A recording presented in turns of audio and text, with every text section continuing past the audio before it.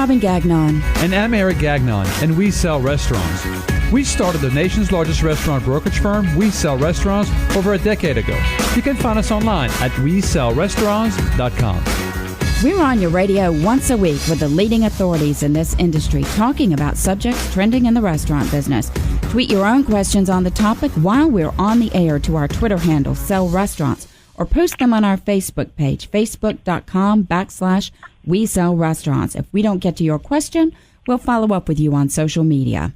Our goal is to satisfy your appetite for acquisition, feed the need for restaurant reality, and serve up a recipe for business success. If you have any ideas for our show or comments, you can email me. My email address is Eric, E-R-I-C, at WeSellRestaurants.com. In this week's show, we're going to have a look at the condition of the restaurant real estate market for those interested in leasing a restaurant. Are rental rates up or down? What can you expect if you're in the market to lease a restaurant when it comes to negotiating power? What do landlords want or demand of operators before considering them as tenants? Signing a lease is your first step in restaurant ownership, and it's a big obligation that you will be dealing with for years.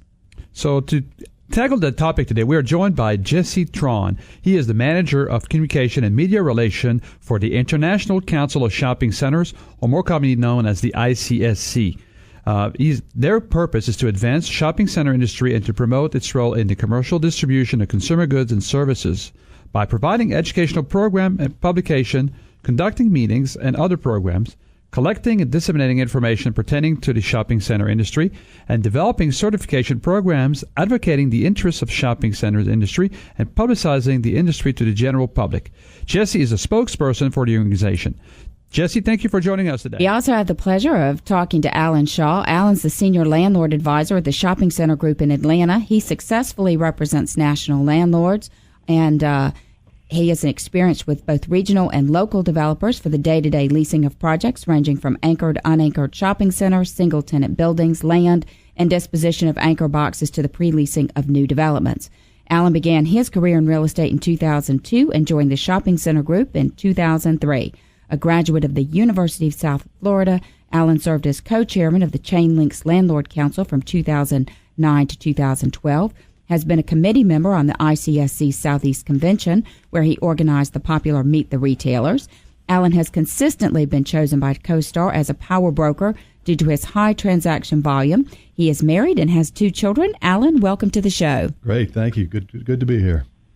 Last but not least, we also joined by one of our very own today. We Sell Restaurants, Wayne Taliaferro. Wayne has joined We Sell Restaurants team in 2014 as a senior leasing specialist with over 30 years in commercial real estate and over 20 years in the Atlanta market. Wayne brings expert knowledge and experience in location selection and leasing. Wayne specializes in putting together a comprehensive plan for multiple restaurants and retail site location and executing through lease and site purchase. With a primary focus on Florida, Georgia, and South Carolina, Wayne has brokered over 90 deals for OSI Restaurant Partner, including the first ever Outback Steakhouse. Wayne was responsible for creating the overall development plan for the Outback, Carrabba's Italian Grill, and Bonefish Grill expansion in Georgia. Wayne previously served as Vice President of Real Estate for Hooters of America, where he developed more than 50 locations. Well, that's a great resume, Wayne. Thank you for joining us. Well, thank you for having me. Okay, so Jesse, I just want to verify you're still on the call because we want to start with you and a brief discussion about the International Council of Shopping Centers, or ICSC. Can you tell us a little bit about what is the ICSC and who participates in membership?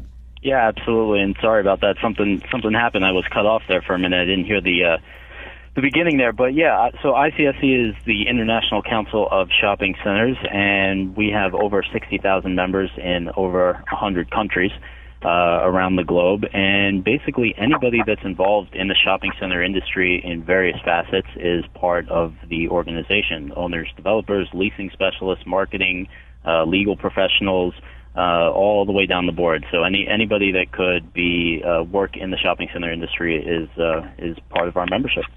Good. That's great information. Alan, let's switch gear a little bit. Let's talk about the tenant side of the picture for our listeners today that may be looking at a startup restaurant. What advice can you offer?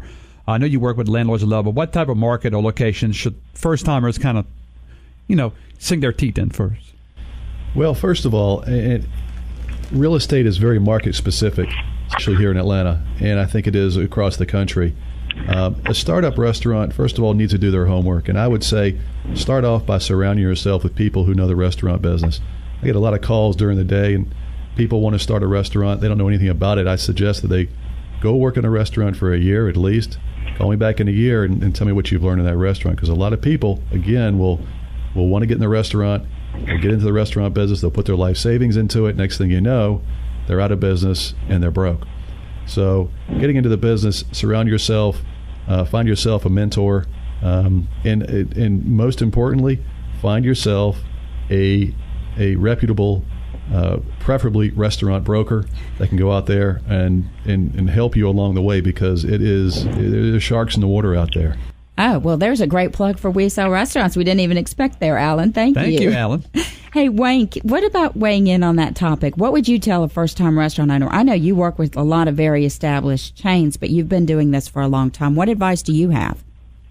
I would certainly reiterate what Alan is saying, and one of the things that they can easily get caught up in is to fall in love with a location. That is certainly a first-timer's problem, that they try to put 5 pounds in a 3 pound bag. The rent is more than it needs to be. It's more than they can afford, but they love the restaurant location and they just have to make it work.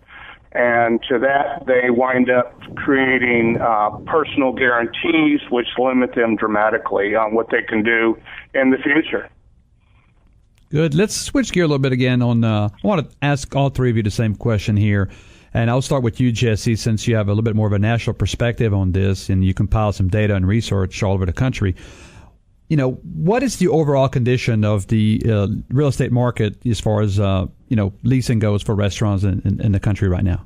Well, I won't say specifically what the leasing activity is for restaurants in particular, but I'll say from a national perspective and from a shopping center's perspective, things are overwhelmingly positive right now. Things are, from the national view, very healthy in terms of shopping centers.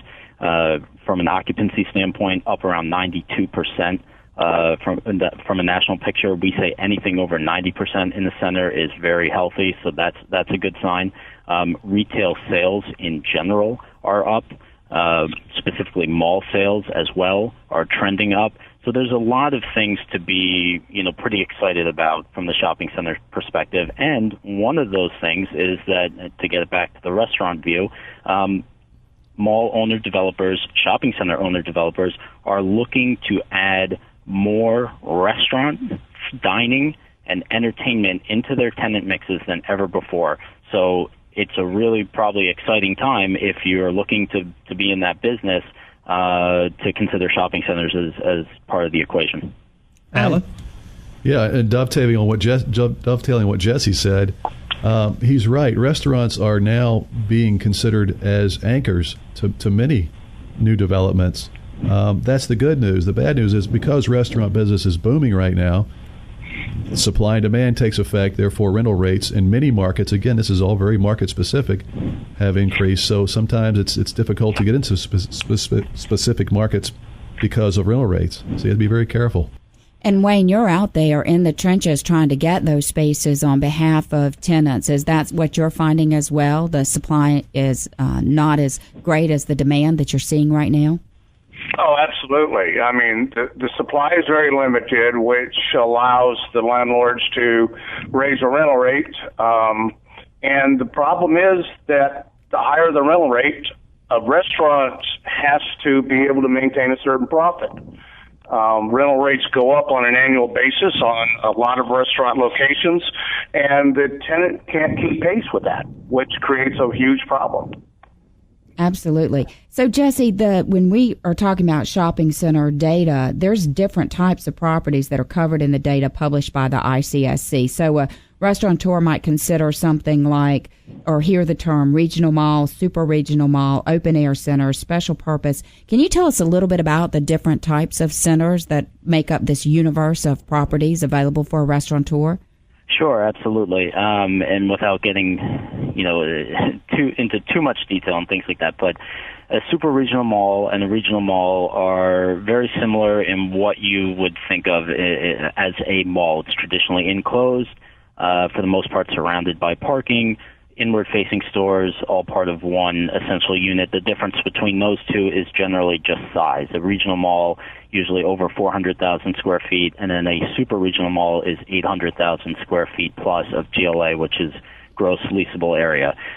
Lifestyle center, a little bit more difficult to probably define now than it was when they first came into inception. I heard somebody, joke that now anything that has a Starbucks is considered a lifestyle center. But that is an open air center, generally somewhere in the range of 150 to 500,000 square feet of GLA. When it came into inception, it was really sort of limited to what we would call upscale or luxury retail. That's sort of waned a bit, especially during the recession.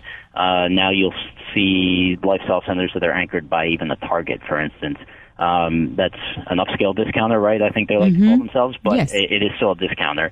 So that's a little bit different. So those are probably some of the ones that restaurants are considering. The difference is now that malls are really looking to add unique dining concepts into their tenant mix. That probably wasn't as prevalent 10 years ago as it is now. Lifestyle centers have always had a focus on dining and entertainment as part of the tenant mix. And then you get down to some of the smaller, the community, the neighborhood, the strip center. Those, again, are your open air shopping centers, outward-facing stores. Typically, people go to visit a specific, location within those centers. Again, definitely something to look at for restaurants. And then something like a power center probably is not really on the map for restaurateurs. Alan, what about more specifically in Atlanta? What kind of centers do you see that's a really hot trend right now, or you see emerging, or things that are not going to see anymore in the Atlanta market? Yeah, you're starting to see more mixed use, and you're seeing more going on in town. And it's kind of driven by the millennials, those that are in their 20s and 30s. They don't want to drive to work an hour each way like their parents have. They want to be able to walk to work. Some of them don't even want to own a car, for that matter. But being able to be, in Midtown and downtown, you're going to start seeing some big numbers come there as far as apartment being built. Same with Buckhead. They're all very, very popular right now because it's a popular areas. Plus, you're starting to see more and more disposable income come to these areas. Therefore, the restaurants can thrive because more people eat out because they have disposable income. Areas that are still having a tough time are these tertiary markets. You really haven't seen a lot of growth because housing hasn't grown in those areas. Therefore, you haven't seen the population increases. Plus, it's tough. The restaurants need at least a two-part restaurant, two day part, which would be lunch and dinner, or breakfast and lunch. And many of these places have tough time supporting lunch because there's no daytime population. In these tertiary markets, people drive in to work, and there's no one out there to support this restaurant during lunch, and they need 2 day parts to survive. That's good information. Wayne, do you see your tenants having some appetite for this mixed-use development, that work, live, and play utopic kind of dream that's starting to emerge out of these markets? You see that that's a request from your tenants? This is a raging fire.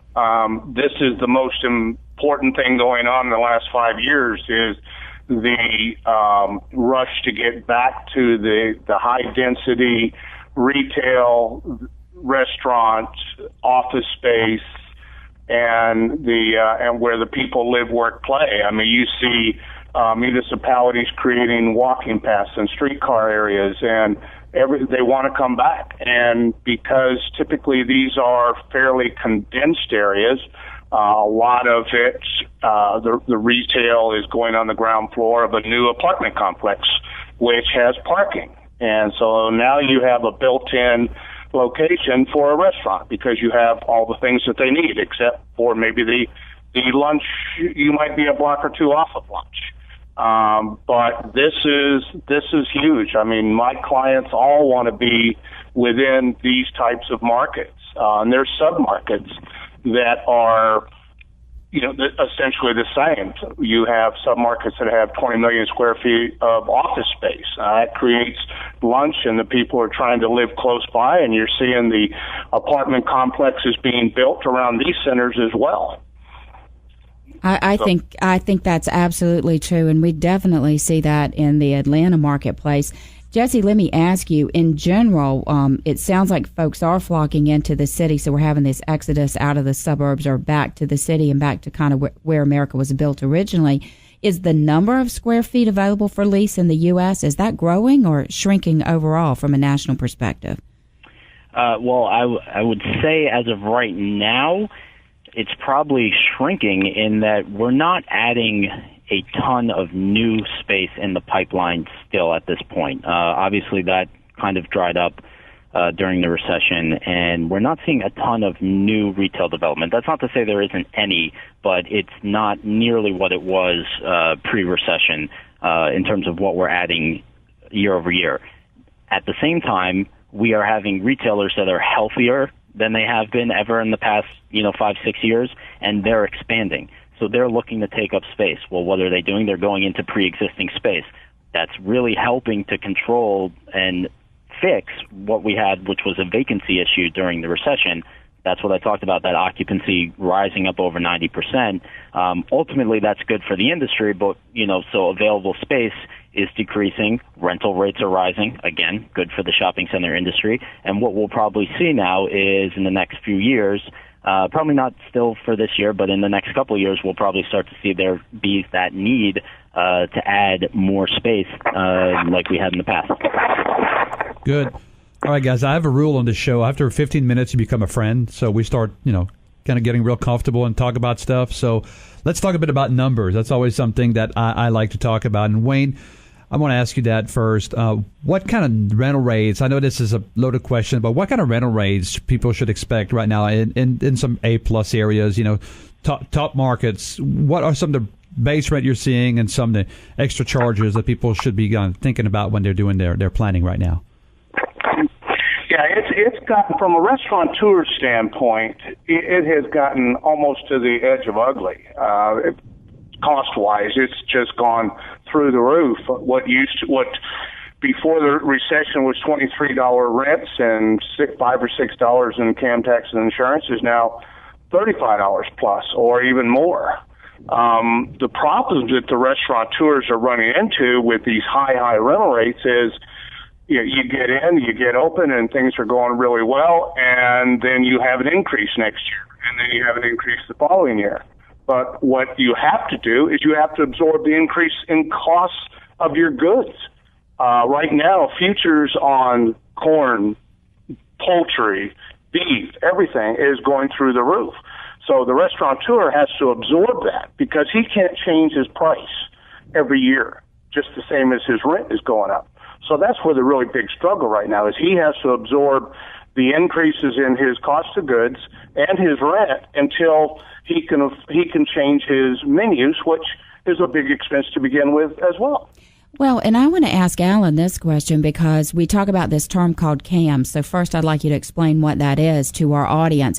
And then secondly, that's something that passes through to the tenants. Are we seeing CAMs and certain charges go up on the back of shopping centers that they're passing through to their tenants simply because the taxable base during the recessionary years may have gone down on the consumer side, so the governments are getting it on the other side? Can you tell us a little bit about that? Yeah, well, we're seeing CAM rates. CAM, first of all, is the C in CAM is common area maintenance, or common area maintenance, taxes, and insurance is what really breaks down your CAM charges. The CAM is typically is involved with the common area lighting. It's the parking lot striping. Of course, the taxes are the real estate taxes that are levied on a property, and the insurance, which is typically negligible. We're seeing that has remained flat. It's not a big a deal.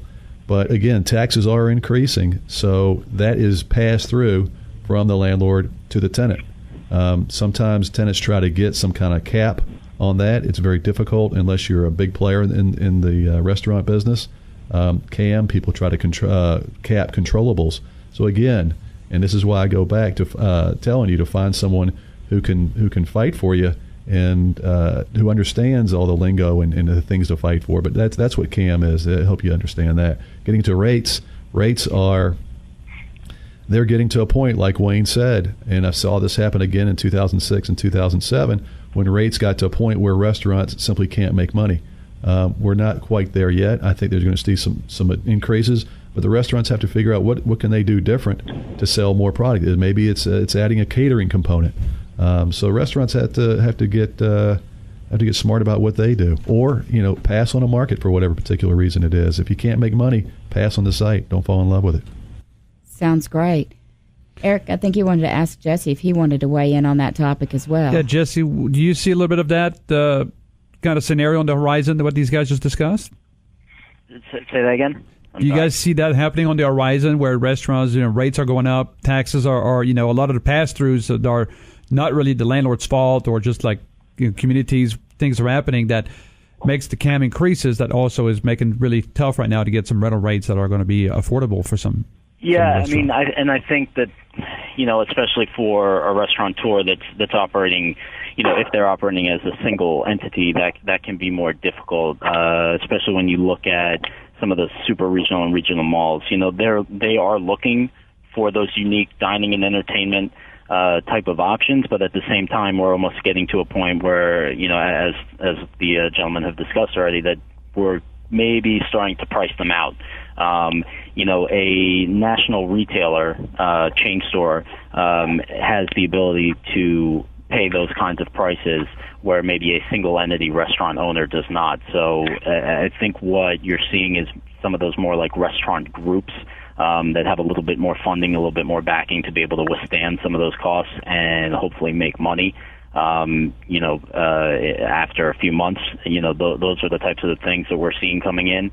But again, what I think ultimately this means is that there's the want and the desire for this type of tenant in a lot of shopping centers, and space is becoming more limited. I think that what we eventually end up seeing is the addition of more space into the market. I think that's a really great conversation so far from all three of our guests, and that's just about all the time we have for our first segment. But we're going to come back because we have some great participants today. We're talking about leasing restaurants. It's a huge commitment when you start into a lease. We have Jesse Tron from the International Council of Shopping Centers, Alan Shaw from the Shopping Center Group, and Wayne Taliaferro of We Sell Restaurants. Remember, our goal each week is to satisfy your appetite for acquisition, feed the need for restaurant reality, and serve up a recipe for business success. This is Eric and Robin Gagnon. We are the Restaurant Brokers, and we'll return right after this brief break.